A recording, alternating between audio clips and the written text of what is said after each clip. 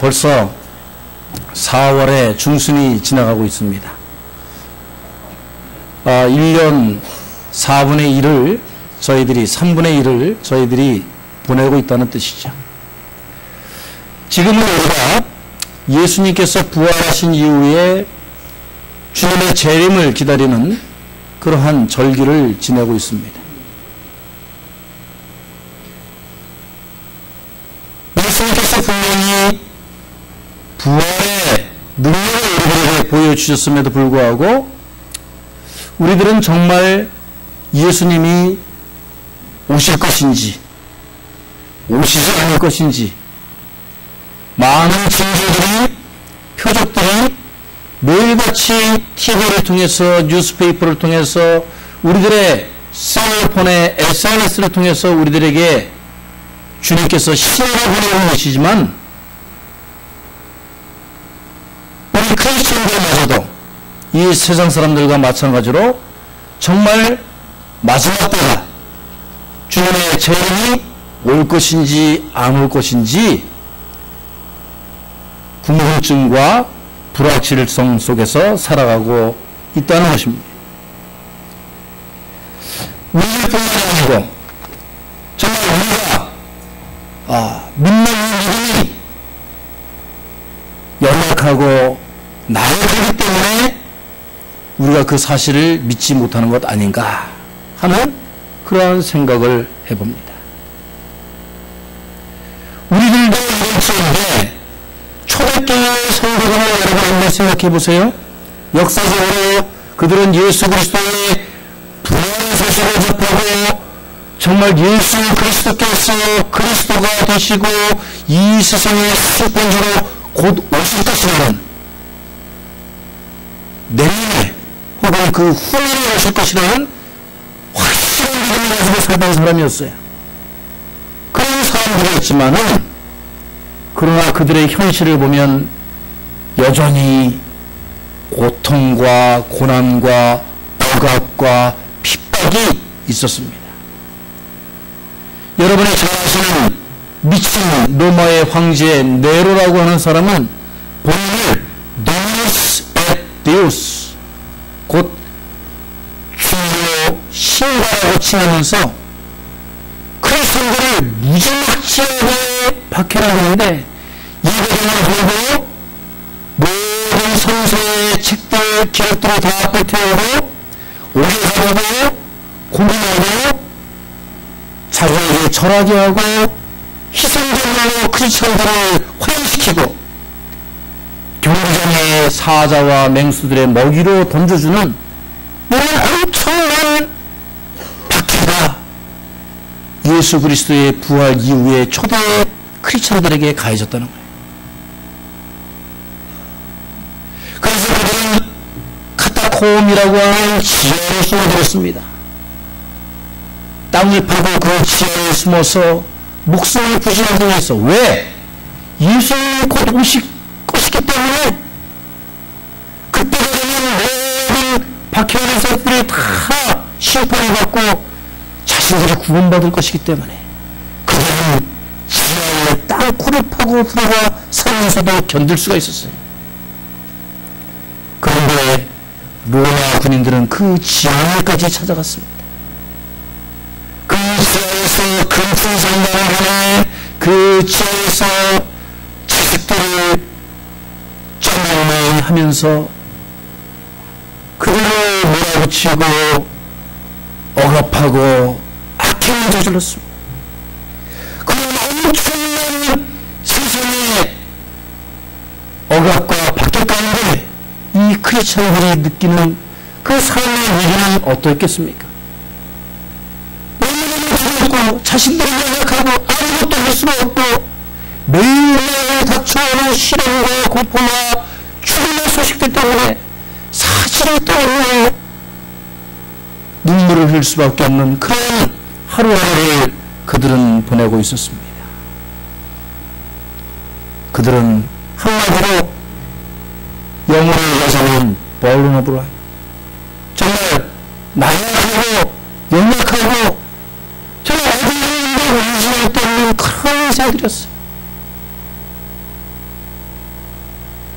그런데 그 사람들의 연약함과 나약함과 그들의 그 연약한 모습을 통해서 하나님께서는 이 세상을 주장하는 이 세상의 운명을 건드리는 위대한 기독교로 교회로 거듭나게 하심을 믿으시기 바랍니다.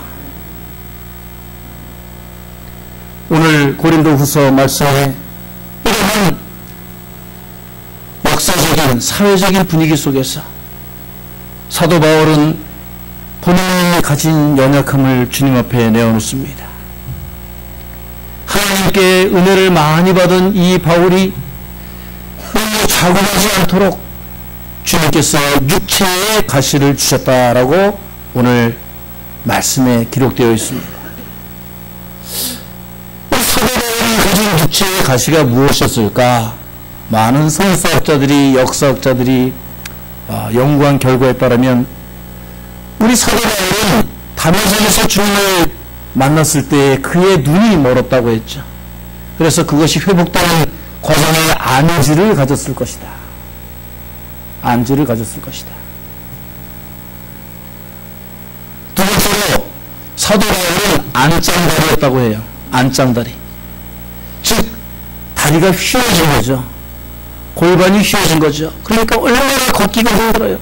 그런데 사도 바울은 2차 전도여행, 2차 전도여행, 3차 전도여행을 먼 거리를 걸어다니게 됐습니다. 거기에다가 그는 청년을 주는 자기가 자비된 선교를 했기 때문에 청각증을 지고 그것을 끌고 전도여행을 하며 죽음의 얘기와 사로잡으려고 하는 세력들로부터 도망쳐야 했고, 그래서 그는 관절염으로 쫄깃쫄깃거리며 그 먼 거리를 다녔다라고 되어 있어요. 또 어떤 역사적인 이 바울이 정말 지혜로운 자인데 가만히 있는 쫓겨난 것은 바로 그가 간증을 앓고 있었기 때문이다라고 말하고 있습니다. 그가 너무너무 지혜롭고 똑똑한 사람이었지만 때로는 그가 지혜할 수 없는 간증을 앓고 있었을 것이다. 어떻든 간에 무엇이든 간에 바울이 이 육체의 가시를 가지고 있었던 것은 분명한 사실입니다. 그래서 바울이 오늘 말씀에 나오지만 이 가시를 제게서 제하여 주옵소서 하고 세 번이나 주님께 간구했어요. 그런데 주님께서는 그것을 들어주시지 아니하였습니다. 왜 주님께서 그 사도 바울의 간절한 간구를 들어주시지 않았을까요? 거기에 대한 대답은 우리가 천천히 말씀을 상고하면서 한번 생각해 보기로 합시다. 오늘 나 자신에게, 우리 자신들의 가족들에게, 나의 삶의 환경 가운데, 나의 관계성 속에서 연약함과 나약함과 부족함이 있는지 여러분 한번 생각해 보시기를 바랍니다. 누구에게나 정말 가시와 같은 내 삶의 어렵고 연약하고 아프고 너무너무 시리고 가슴 아픈 그런 가시들이 있을 것입니다. 왜 주님께서는 우리에게 이러한 연약함과 아픔을 주시는 것일까요? 그것은 가난이 될 수도 있고, 나의 일터가 될 수도 있고, 나의 직업이 될 수도 있고, 친정이 될 수도 있고, 가족이 될 수도 있고, 자식, 그리고 나의 부부관계가 될 수도 있습니다. 오늘 이러한 나약함을 가지고 사는 우리에게 주님은 무엇을 말씀하고 계실까요? 이 세상의 엄청난 죄의 세력 가운데 엄청난 유혹과 엄청난 재앙과 공포 가운데 살아가는 우리에게 주님은 오늘 말씀을 통하여 무엇을 말씀하고 계십니까? 우리는 그런 약속을 우리의 나약함과 연약함 때문에 매일 주님 앞에 탓하고 원망하고 왜 요만한 주셨습니까? 왜 이런 아픔을 주십니까? 왜 제가 이렇게 살아야 합니까? 하나님의 강렬하며 원망하며 투정하며 탓하며 그렇게 살지 않았습니까? 오늘 바울 선생님께서 자신에게 주신 가시와 같은 연약함을 통하여 주님이 무엇을 바라고 원하셨는지를 깨달은 것과 같이 우리에게도 그 연약함의 이유를 깨닫고 더욱더 주님의 강한 능력으로 거듭나시는 오늘 주일이 되시기를 주의 이름으로 축원합니다. 오늘 말씀 7절부터 9절까지의 말씀을 살펴보면 하나님께서 우리에게 말씀하십니다. 우리들의 약함은 더 이상 약함이 아니고 은혜이다 라고 말씀하고 계십니다. 9절 말씀에 내게 이르시기를 내 은혜가 내게 족하도다. 오늘 내 능력이 약한 것으로 온전한 것입니다. 즉 우리들이 약하고 부족한 것으로 하나님의 능력을 맛보게 하게 하십니다. 우리가 약함을 통해서 하나님을 찾아가고 하나님을 경험하게 되고 하나님을 확신하게 되고 하나님의 능력으로서 강력으로 거듭나게 하시기 때문에 그의 약함이 절망과 어려움 속에서 포기와 원망으로 끝나는 것이 아니라 할렐루야 하나님께서 살아계십니다라는 확신의 믿음으로 거듭날 수 있는 근거가 되는 것입니다. 그래서 너희들에게는 하나님께서 뭐라고 말씀하신다면 스스로의 죄악은 너희의 교만함을 내가 잘남을 드러내지 아니하고 그 진리를 통하여서 하나님께 엎드리고 하나님을 온전히 모시며 하나님에게 대적하지 아니하고 겸손하고 순종하는 자로 살아가게 하는 은혜라고 하나님께서 말씀하시는 것이죠.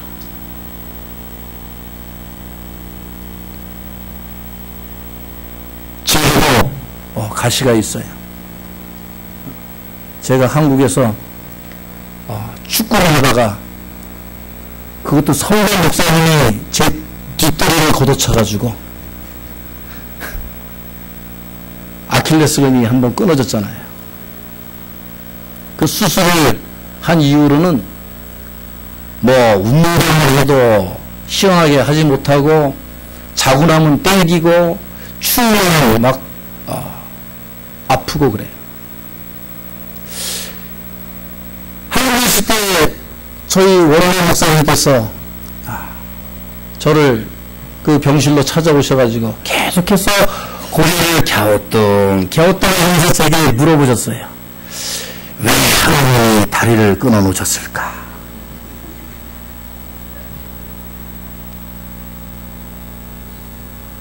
그때는 저도 깨닫지 못했고 아니 다리 수술하고 기부싸고 물려있는 후원 목사님을 왜 하나님이 다리를 끊어놓으셨을까? 하고 물어보시는 그 목사님이 얄밉기까지 했습니다. 그런데 이번에 그 원로 목사님을 다시 만나뵈면서 제가 성경과 같이 폰과 같이 저를 깨닫게 하셨습니다. 나름대로 건강하다고 운동이 좋아한다고 이리 뛰고 저리 뛰고 여기저기 산으로 들러 다니기 좋아하는 저에게 하나님께서 가시를 주셔서 제가 만약에 더 건강하고 더 잘 뛰어가려고 했더라면 정말 골프 좋아하고 축구 좋아하고 이리저리 놀러 다니기에 바빴을 것이다. 그래서 운전 열심히 하고 운전할 수 있을 만큼 다리를 허락하셔서 신방하고 목회를 증명하고 하나님의 일만 하고 증명하는 삶을 주신 것 같아요. 할렐루야. 그래서 바울 선생님의 그 처지를 제가 조금은 이해할 수 있을 것 같습니다.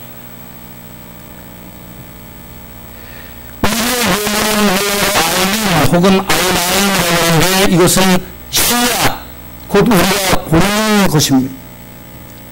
그런데 하나님께서는 사무엘상 16장 7절 말씀을 보면 사람은 외모를 보느라 하나님은 마음의 중심을 보신다고 말씀하고 계십니다. 하나님은 우리의 마음의 중심을 보신다. 사람은 외모를 보지만 하나님께서 우리의 마음의 중심을 보신다. 하나님께서 우리가 신체적인 면이나 우리의 삶의 형편이나 우리들이 꼴을 다니는 것이나 우리들이 가지고 있는 것들이나 이런 것들이 보시지 않는다는 것이 우리들의 인생은 다른 사람들의 삶을 이루기 위해서 척하는 인생, 턱하는 인생, 다른 사람을 위해서 살아가는 것처럼 우리는 다른 사람의 마음을 이루기 위해서 우리는 인생을 실주로만 살아가고 있지만 하나님께서 내가 어떻게 생기셨든지 내가 어떤 신체의 문제를 가지고 있든지 내가 어떤 마음의 병이든지 내 가족의 내 자녀에게 어떤 문제가 있든지 하나님은 그런 것이 중요한 겁니다. 하나님에게 중요한 것은 네 마음이 나에게로 향해 있느냐. 하나님은 이해를 믿고 때문에 살고 있느냐. 하나님은 그것을 보신 줄로 믿습니다. 그래서 우리가 외모로 작은 책은 외모로만 해요. 우리가 건강해져가는 하나님은 꼭 그 건강을 통해서 그 교만의 고름목을 꺾어내셔. 돈만 사랑하고 돈 잘하고 다니면 꼭 돈으로 자신 돈만 나고 그 가문이 시험되고 자녀들이 황폐해지고 하는 것입니다. 하나님께서 우리에게 바라보며 계신 것은 우리의 마음의 중심이 우리의 삶의 표가 하나님에게 향해 하나님의 목적에 부합하여 살고 있느냐 하는 것을 보신 줄로 믿습니다. 그래서 바울이 가지고 있는 그 가시를 주님께서 제하여 주시지 않고 그 약함을 그대로 두신 거예요. 그래서 그의 마음이 다른 데에 그 지혜와 재능으로 좌우로 흔들리지 아니하고 갈짓자로 걷지 아니하고 오직 하나님에게만 위해서 하나님의 일을 할 수 있도록 하나님께서는 그 약함을 통해서 역사하신 것이죠. 하도 여러분들이 물어보시니까 제가 예화로 간략하게 한국에 가서 어머니를 뵌 말씀을 드립니다. 제가 3년 6개월 만에 어머니 집 문을 열고 들어섰는데 제가 정말 너무 많이 울었어요.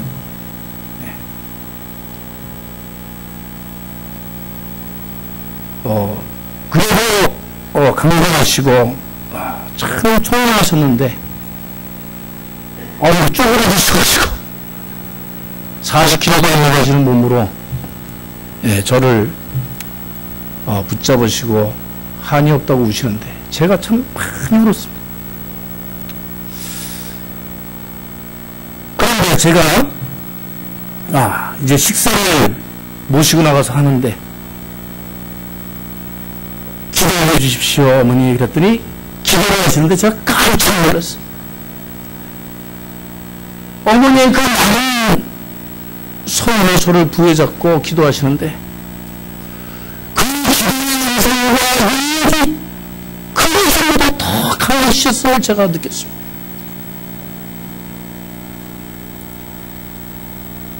사람이 약해지고 보잘것없어지고 남들과 위해서 약한 것이 아니구나. 하나님께서는 우리 어머니의 그 약함을 통해서 생명을 줄 수 있도록 우리 어머니의 기도 책상에 보니까 빨간 줄에 그어진 그 성경책 밑에다가 뭘 장려하신 것 같아요. 메릴랜드 제일장로교회는 메릴랜드에 있는데 버지니아주 메릴랜드 제일장로교회 조은성 목사 사인펜으로 크게 써놓으시고는 거기에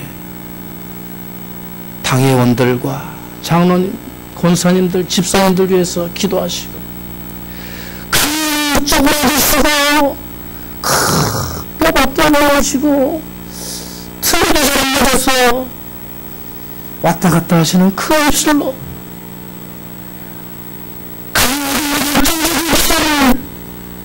저에게 위로하는 기도를 해주시고 계셨다는 그 사실에 하나님은 약한 분을 통해서 그 약해지고 상하는 그 어머니의 성격을 통해서도 강한 역사를 일으켜주고 계시구나. 하나님의 은혜로다. 제가 깨닫고 왔습니다. 이제 여러분들 궁금증이 다 사라지셨죠? 여러분 옆을 보시기 바랍니다. 좌우를 살펴보시기 바랍니다.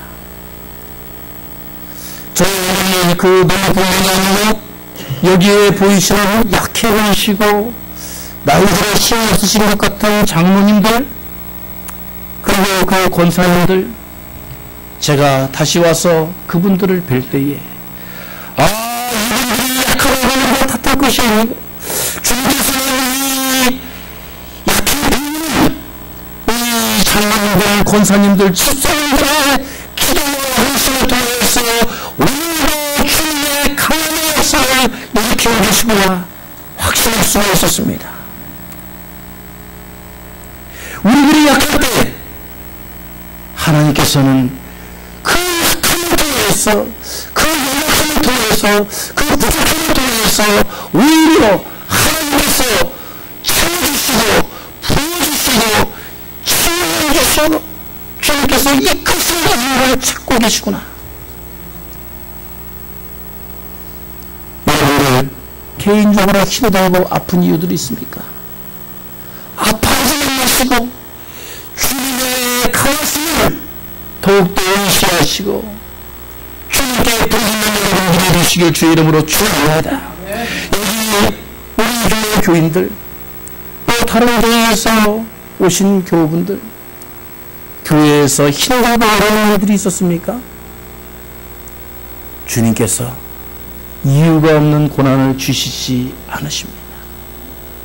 그 아픔과 고난을 통해서 더욱더 깊은 하나님의 뜻을 발견하시고 더욱더 우리에게 다가오셔서 우리의 손을 붙잡아 일으키시는 더욱더 큰 하나님의 역사를 위해서 나를 쓰시겠다고 약속하시는 여러분의 손을 들으세요. 우리가 정말 약한 때에 그 약한 힘을 우리들이 세우신 주님의 그 강건하심을 강력하심을 우리가 믿고 의지하고 나아가야 되지 않겠습니까? 앞으로 약하고 모자라고 불평하고 사정 말고 우리의 연약함을 통해서 우리의 가시를 통해서 역사하시는 하나님을 더욱더 굳세게 믿고 그 약한 자를 통해서 하나님께서 베풀어 계시는 은혜와 은사와 역사와 선물을 더욱더 강하게 믿고 의지하는 우리 성도들이 되시길 주의 이름으로 축원합니다. 두 번째로 오늘 말씀은 그 약함을 통해서 역사하시는 하나님을 바라보라고 말씀하고 계십니다. 오늘 10절 말씀에 그러므로 내가 그리스도를 위하여 약한 것들과 능력과 궁핍과 핍박과 곤란을 기뻐하노니 이는 내가 약할 그때에 곧 강함이니라. 아멘. 자기가 있는 사람은 자기가 약할 때 도움할 수밖에 없어요. 자기가 자기 인생의 중요하게 생각하는 사람이 자기에게 고난이 다가오고 궁핍과 핍박과 가난과 능력과 고난이 다가올 때 멈출 수밖에 없어요. 하지만 자기 인생의 주인이 하나님이라고 믿는 사람은 그 궁핍과 가난과 고통과 박해를 통해서 역사하시고 하나님의 능력을 받아볼 수 있다는 영적인 눈을 뜨고 있기 때문에 두려움이 없다는 그런 믿음을 여러분이 소유하시기를 바랍니다. 예수 그리스도가 어떤 분이셨습니까? 마가복음 12장 10절 11절의 말씀에 너희가 성령의 건축자들을 보는 분이 모퉁이의 머릿돌이 되었나니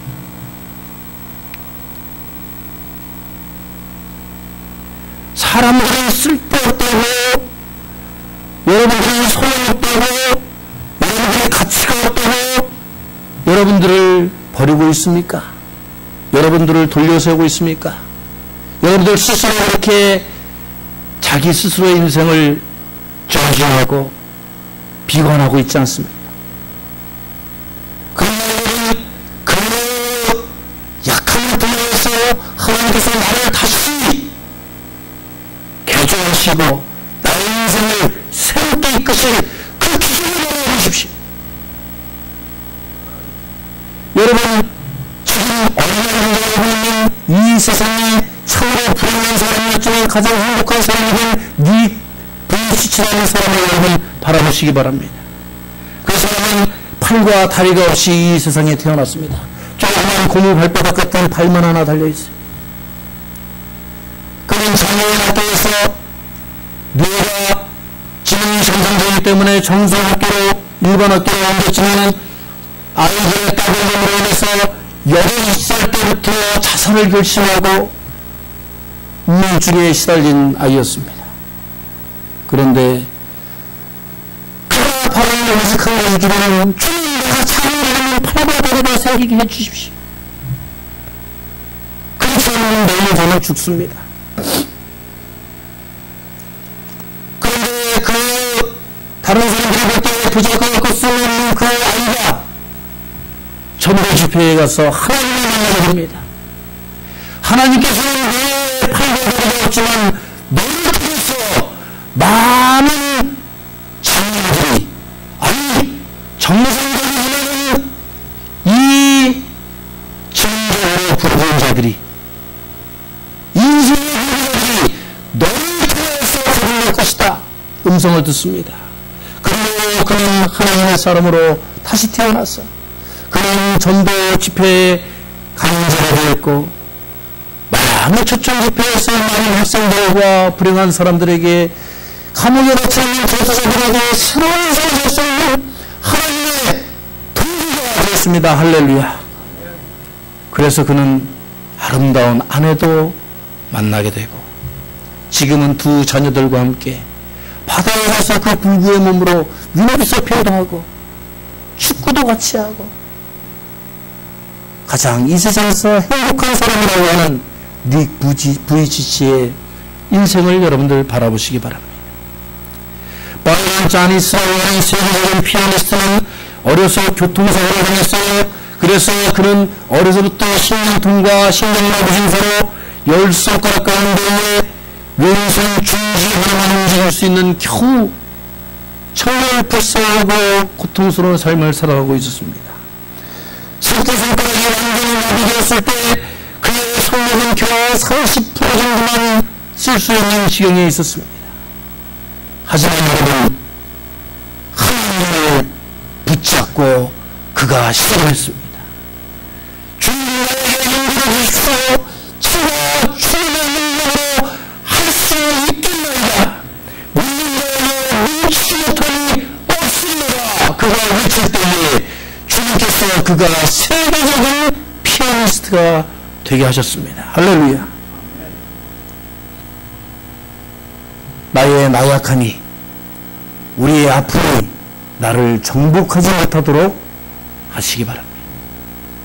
그것은 사탄이 나를 정복하는 것보다 너의 스스로가 벌써 나의 약함을 통해서 나를 정복하고 움직이지 못하기 때문에 자기 자신을 갖추어서 하나님의 햇빛과 하나님의 권능과 하나님의 손길을 바라보지 못하고 잡지 못하고 있는 불가사를 일절에 먼저 만들기 때문에 여러분 이스라엘 민족이 광야에서 있는 자신들이 우상을 만들고 또 자기 자신들이 시기를 채우고 자기들 방법대로 북을 치고 종을 울리고 평양을 갖췄지만 자기들에게 돌아오는 건 죽음밖에 없었습니다. 불난밖에 없었어요. 혼란밖에 없었습니다. 그때에 하나님께서 이스라엘 백성들이 하나님을 바라볼 수 있도록 하나님만 의지할 수 있도록 모세의 지팡이를 드셨습니다. 그때에 그들은 그 완악한 가운데 혼란한 것을 경험할 수 있었고 배고플 때에 말려하는 추억을 볼 수 있었고 그는 죽어가는 그들의 목줄기에 밤새서 생명을 쏟아내는 큰 경험을 할 수가 있었던 것입니다. 우리들의 연약함에 여러분 믿음만 가지시기 바랍니다. 우리들의 나약함에 믿음을 주시옵소서, 믿음을 도와내 주시옵소서.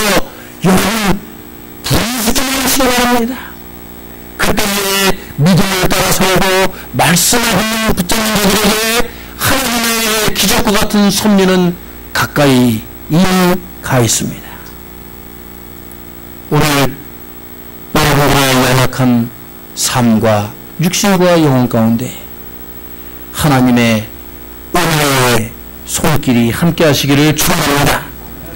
그것은 우리가 넘어지지 않고 깨어지지 않고 설명하고 낙담하지 않고 오직 하나님의 믿음으로써 승리하고 이겨내고 극복하고 하나님의 백성으로서 하나님의 자랑스러운 백성으로서 오늘을 살게 하시고 하나님의 능력을 증거하는 복음의 일꾼으로서 살 수 있도록 하는 하나님께서 여러분들에게 통풍을 주는 은혜의 자리인 줄로 믿으시기 바랍니다.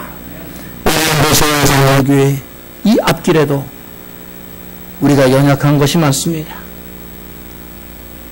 그러나 주님께서 우리들이 자책하고 남 탓하고 주저하고 이미 딴 데에 갈 것을 알아보고 하는 그런 모습들을 버리고 정말 하나님께서 우리의 인생을 돌려서 나의 힘을 돌려서 하나님께서 우리에게 주선을 보여주는 걸 믿습니다. 이 주역사에 사랑하는 이가 어디 있습니까 여러분? 정말 정직하고 깨끗한 이가 어디 있습니까?